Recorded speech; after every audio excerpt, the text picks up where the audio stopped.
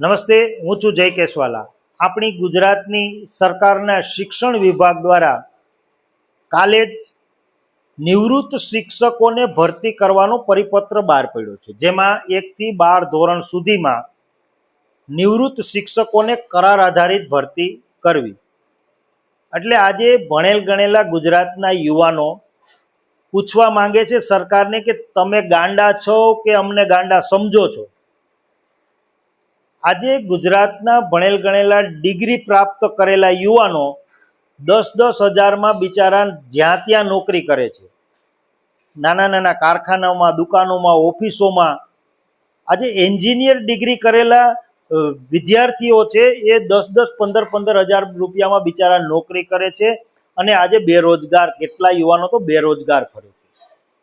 શિક્ષણ વિભાગમાં તમને વાત કરું તો આજે નિન પ્રાથમિક જે 1 થી 5 ધોરણમાં આવે છે, જે ટેટ 1ની એક્ઝામ લેવાઈ ગઈ છે, એમાં અત્યારે આરટીઆઈ ના મુજબ 21,000 જેટલી જગ્યાઓ ખાલી બતાવે છે. એમાં તમે 5,000 જેટલી હજી પૂરી ભરતી નથી કરી.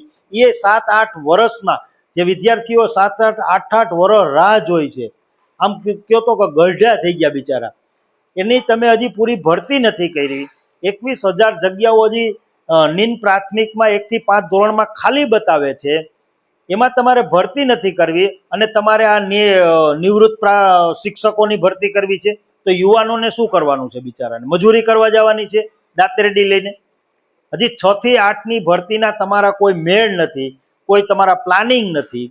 અને તમે આ જે કરાર આધારિતના ધંધા ચાલુ કર્યા છે, ગમે એ ડિપાર્ટમેન્ટ હોય તો કે કરાર આધારિત કરો. હવે શિક્ષણ વિભાગમાં તમે પહેલા પણ વિદ્યા સહાયક, જ્ઞાન સહાયક, શિક્ષણ સહાયક, પ્રવાસી શિક્ષક બધું જ તમે કરી લીધું છે, છતાં પણ તમારી કીધે શિક્ષક પુરવાર થઈ નથી અને યુવાનો બેરોજગાર છે, એને નોકરી પુરવાર નથી થઈ. એક બાજુ તમે જગ્યાઓ ભરી નથી શકતા અને એક બાજુ નોકરીઓ આપી નથી શકતા. તો આમાં અમારે સમજવું શું કે સરકાર ગાંડી છે કે અમને ગાંડા સમજે છે? અને અત્યારે તમામ ડિપાર્ટમેન્ટમાં તો આરોગ્ય ખાતામાં મોટા પાયે તમારે કરાર આધારિત ભરતી કરવી પડે છે. તો શું ત્યાં કાયમી માટેની જગ્યા ખાલી છે? એ તો 100%ની વાત છે. તો તમે કાયમી માટેના જે કંઈ નર્સિંગ કરેલા છે, જે કંઈ કમ્પાઉન્ડરમાં કે ડૉક્ટર છે, ફાર્મસી છે, તો તમે એને ભરી કેમ નથી? કાયમી કેમ નથી ભરતા? કાયમી ભરો, જેથી કરીને યુવાનોને નોકરી મળે. અને તમામ ડિપાર્ટમેન્ટમાં તમે નગરપાલિકામાં જો, કલેક્ટર કચેરીમાં જો, જીઈબીમાં જો, બધી જ જગ્યાએ તમે કરાર આધારિત ભરવાનું ચાલુ કરો. શું કામે કરો એ પણ હું કહી દઉં છું કે તમને કરાર આધારિતમાં મોટામાં મોટો કન્સેશન મળે છે, માલ મળે છે. કારણ કે કરાર આધારિતની જે એજન્સી હોય ને ભરતી કરવાની, એ હંમેશને માટે સરકારના નજીકના મળતિયાઓની હોય છે.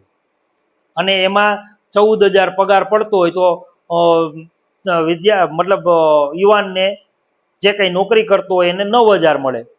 17,000 પગાર પડતો હોય તો 12,000, 5-5 હજારની એક વ્યક્તિ દીઠ કન્સેશન તમે કાપો છો. અને આવા નગરપાલિકાની અંદર બધી જ જગ્યાએ કરાર આધારિત તમે કરવા માંગો છો અને જે કાયમી ભરતી માટે જગ્યાઓ ખાલી પડી છે એ તમે ભરવા નથી માંગતા.